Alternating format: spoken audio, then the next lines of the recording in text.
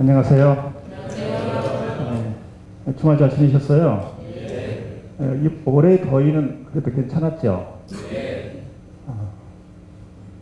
월요일 컨디션 어떠세요? 좋아요? 혹시 어제가 무슨 날인지 아세요? 습관적으로도 역사를 생각하거든요. 오늘은 무슨 역사지라고. 어제가 굉장히 큰 날이었거든요. 어제가. 지금 저쪽 유럽 쪽에 뉴스 채널을 돌려오면 계속 어제에 대해서 나옵니다. 80년 전이죠. 1939년 9월 1일 나치스가 폴란드 침공한 날입니다. 그래서 어제 바르샤바에서 그걸 새기는 행사가 있었거든요. 미국에서는 펜스가 갔더라고요. 그리고 블라디미르 푸틴에 대해서는 was not invited. 초대받지 못했다. 그렇게 나오고요. 독일에서는 연방 대통령이 나왔고요. 독일은 의원내각제니까 연방 대통령이 있고 연방 수상이 있습니다. 앙겔라 메르켈은 분데스칸슬러 연방 수상이죠. 연방 대통령이 별로 존재감이 없어 보여도 뭔가 이렇게 국가적으로 혼란이 있고 정치가 불안정할 때 연방 대통령 입에서 한마디가 툭 나옵니다. 그러면 모든 국민이 그걸 주시를 해요. 그 한마디로 정리가 돼버려요. 그런 존재거든요. 그러니까 평소에는 그 사람이 누구지라고 잘 몰라요. 그런데 그 순간에 한마디를 던지는 거예요. 근데 그 한마디는 한 글자도 놓칠 수 없는 그런 말이 나오는 거죠. 혹시 1945년 8월 15일 당시 일본 국왕 히로히토가 연합국에 대해서, 정확하게는 일본 국민들에 대해서 한 말이죠. 했던 말 혹시 보셨습니까? 한번 원문을 쫙 훑어봤어요. 전체를. 이 사람은 도대체 뭐라고 말했나 봤어요. 예상했던 대로 한국이라는 두 글자는 없어요. 앞부분에 이렇게 시작해요. 앞부분에 한 두 문장 지나서 한 세 문장대인가 거기에서 찐와 대국구 세유 요때 짐은 제국 정부로 하여금 미소 종소에 대하여 그 공동선을 수락할 뜻을 통고하도록 하였다. 잘 들으셨죠? 짐은 제국 정부로 하여금 미소 종소에 대하여 그 공동선언을 수락할 뜻을 통고하도록 하였다. 쭉 꽂고 통고하도록 하였다라는 거예요. 여기서 그 공동선이라고 하는 것은 한 20일 전 1945년 7월 26일 베를린에서 남서쪽으로 한 25m 떨어진 곳에 있는 포츠담, 여기에서 삼국 정상들이 만나서 선언한 거예요. 포츠담 선언이라고. 그렇게 말을 했어요. 지금 오늘 그 말하고자 하는 주제는 이런 겁니다. 언어와 역사라는 거예요. 방금 1945년 8월 15일 히로히토 일본 국왕의 언어를 잘 분석해 보십시오. 다음에 1970년 12월 7일입니다. 폴란드 바르샤바. 날씨가 축축하고 아마 오늘처럼 이렇게 한국 날씨처럼 잿빛 날씨였나 봐요. 바르샤바 게토, 유대인 집단 거주지죠. 거기에 희생을 기리는 탑이 서 있습니다. 당시 소록 연방 수상 빌리 브란트가 거기를 방문하는 겁니다. 상당히 큰 조화예요. 흰색 카네이션. 그것을 의존을 하는 사람들이 앞에다 갖다 놓습니다. 그러니까 빌리 브란트가 오른손으로 이렇게 리본을 딱 가지런히 만들어요. 그러고 있다가 거기에서 무릎을 딱 꿇어버렸습니다. 흔히 팔 무릎 꿇기. 다들 깜짝 놀랐죠. 거기에서 뭔가 사죄의 말을, 어떤 조사를 할 줄 알았는데 그냥 거기서 그대로 무릎을 꿇어버린 거예요.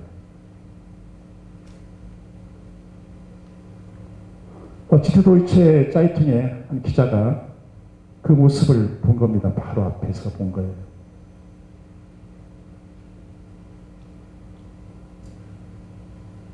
그 사람이 그걸 보면서 깜짝 놀란 거예요. 한술리 케임스키. 이 기자가 보니까 이 빌리 브란트가 감정을 억제하느라고 굉장히 힘을 들이더라는 거예요. 울지 않으려고. 그리고 다시 일어섰습니다. 그때 프랑크푸르트 알게나이 짜이퉁의 기자 한 사람이 갑니다. 가가지고 이렇게 물어보는 거예요. 한스 야코프 슈테라는 기자가 가서 물어보는 겁니다.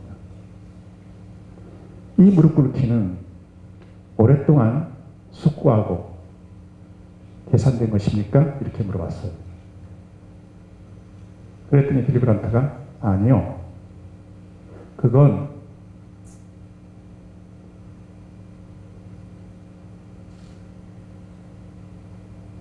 내가 역사의 심연에서 그리고 수백만 피학살자들의 무게에 눌려 언어가 뼈작듯 거절할 때 사람들이 하는 것을 했습니다. 이렇게 말을 해요. 역사의 심연에서 그리고 수백만 피학살자들의 무게감에 눌려 언어가 거절할 때 사람들이 하는 것을 했습니다. 맨 뒤에 언어가 거절할 때 베드시프라의 벨작트, 이걸 영어로 번역하면 When language refuse 있습니다. 아시겠죠? 그러면 그 뒤에 목조가 있어야 할 겁니까? 그렇죠? 이렇게 해석하면 될 것 같아요. 언어가 말하기를 거절할 때. 한국 사람 의역을 잘하잖아요. 언어가 끊길 때 이렇게 의역하는데 그것보다는 그냥 직역을 해서 언어가 말하기를 거절할 때 사람들이 하는 것을 내가 했습니다. 이렇게 말을 할 거예요. 그러고 나서 독일 사람, 당시 서독 사람들의 여론조사를 했습니다. 한국 사람은 여론이 참 약하죠. 꼼짝못해 여론을 해요. 별것도 아닌 숫자를 가지고. 서독 사람들이 여론을 조사했어요. 어떠냐라고 물어봤어요. 여론조사할 때 뭐라고 질문을 던졌겠습니까? 한국 같으면 찬성하냐 반대하냐, 동의하냐 동의하지 않냐 이렇게 물어봤겠죠. 근데 우리는 그렇게 물어보지 않고 안게네슨 적절한가 이렇게 물어봤어요. 그랬더니 41%가 안게네슨 적절하다 이렇게 말을 했어요. 리버 토이렌 지나치다 이렇게 말하는 사람이 48%. 왜 48%는 빌리 브란트의 그 무릎 꿇기에 대해서 부정적으로 봤던 거예요. 그 다음에 1971년 10월 24일 우리나라 국회에 해당한 분데스타그 연방의회가 진행되고 있습니다. 당시 연방의회 의장은 카이 우베 폰 하슬러예요. 이 하슬러 연방의회 의장이 의사진행을 하다가 갑자기 뚝 멈춘 거예요. 참고로 그 연방의회 의장 하슬러의 소속 정당은 체대우 기독교 민주동맹입니다. 빌리 브란트의 소속당은 혹시 아십니까? 빌리 브란트 SPD 독일 사회민주당이에요. 우리나라에 3인연이라고 하죠. 3인당. 3인당은 좌파, 분데스타그의 의장한 하슬러의 소속 정당은 우파예요. 그러니까 우파 의장, 좌파 수장 이렇게 된 겁니다. 그런데 하슬러 의장이 의사 진행하다 갑자기 뚝 그쳐버리는 거예요. 알려드릴 게 있다. 분데스 칸첼러 연방수상 빌리 브란트가 노벨 평화상을 수상하게 됐다. 그때 의사겠던 모든 분들이 쫙 일어나는 기립하는 겁니다. 박수를 쳐요.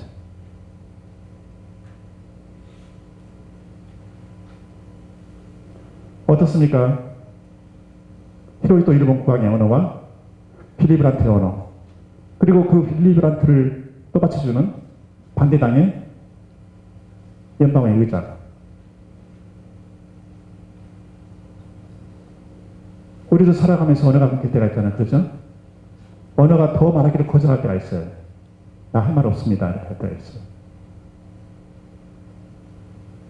1945년 2월 16일 일본 후쿠오카 형무소, 거기에서 젊은 청년이 죽죠.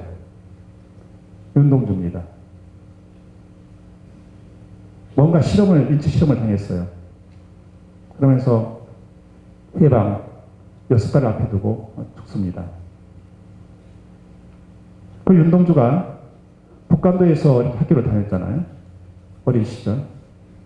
북간도에 학교들이 좋았던가 봐요. 그러니까 중국 사람들 평에도 좋은 학교였던가 봐요. 교육이 잘 이루어졌던가 봐. 그래서 거기에는 한족 아이들이 많이 왔다고 해요.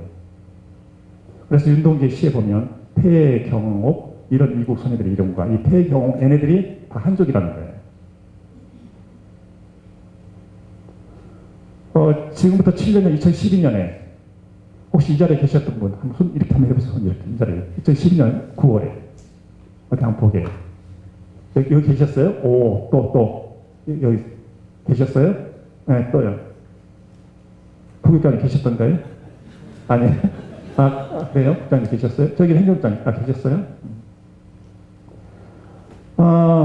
이제 이분들은 기억하실 겁니다. 나머지 계신 분 잘 모르시고. 그때 전라북도는 정말 홍역을 치렀죠. 우리 교육청은 관이학교가 그랬고, 학생부의 학교폭력 사실을 기재하지 말라. 그러자 교육부가 특정감사를 내려왔어요. 3차례입니다, 무려. 그러면서 그 자료를 달라. 저는 그랬죠. 감사에 응하되 학교폭력 사실을 내놓지 마시라. 고등학교 쉬운 4군데 중에서 쉬운 1군데 교장선생님이 다 그대로 했어요. 안 냈어요. 그래서 그 3군데에서는 줬어요.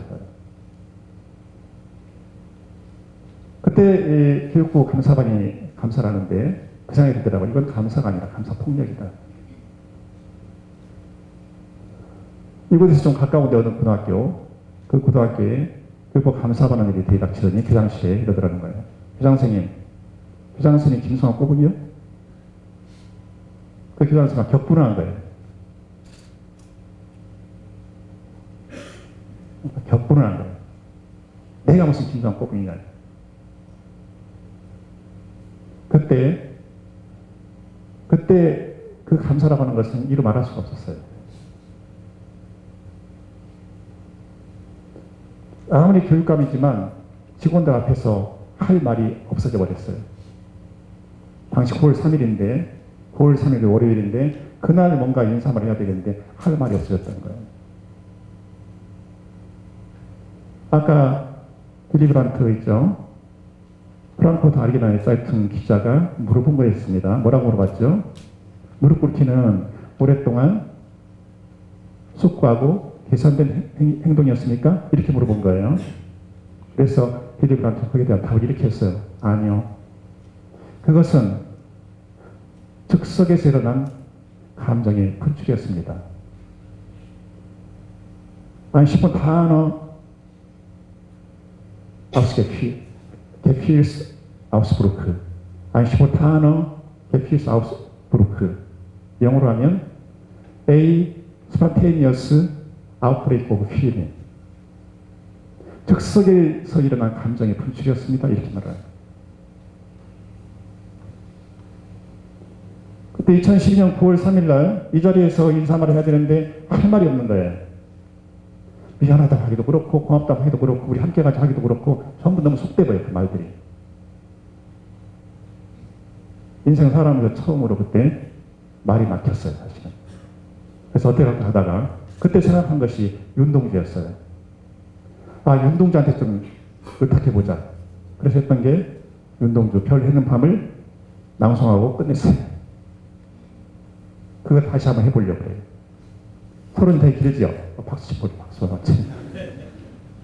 그때 그랬어요. 7년 전 그날을 회상하면서 윤동주의 별 해는 밤을 한번 낭송해 보겠습니다.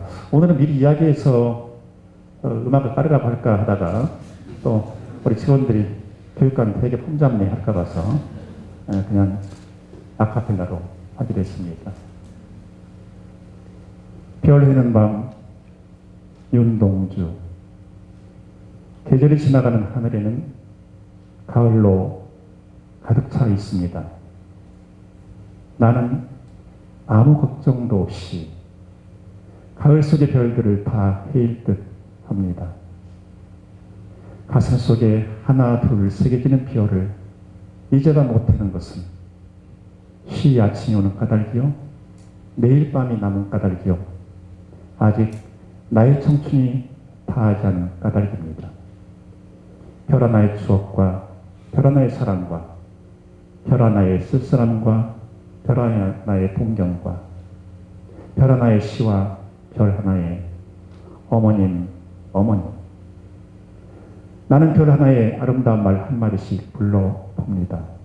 소학교 때 책상을 같이 했던 아이들의 이름과 태경옥 이런 이국 소녀들의 이름과 벌써 애기 어머니 된 계집애들의 이름과 가난한 이웃 사람들의 이름과 비둘기, 강아지, 토끼, 노새, 노루, 프란시스 참, 아이너 마리아 밀케 이런 시인의 이름을 불러봅니다. 이네들은 너무나 멀리 있습니다. 어머님 그리고 당신은 멀리 북간도에 계십니다. 나는 무엇인지 그리워 이 많은 별빛이 내린 언덕 위에 내 이름자를 써 보았습니다.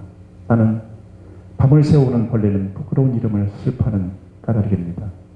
그러나 겨울이 지나고 나의 별에도 봄이 오면 무더운 위에 파란 잔디가 피어나듯이 내 이름자 묻힌 언덕 위에도 자랑처럼 풀이 무성할 거이다.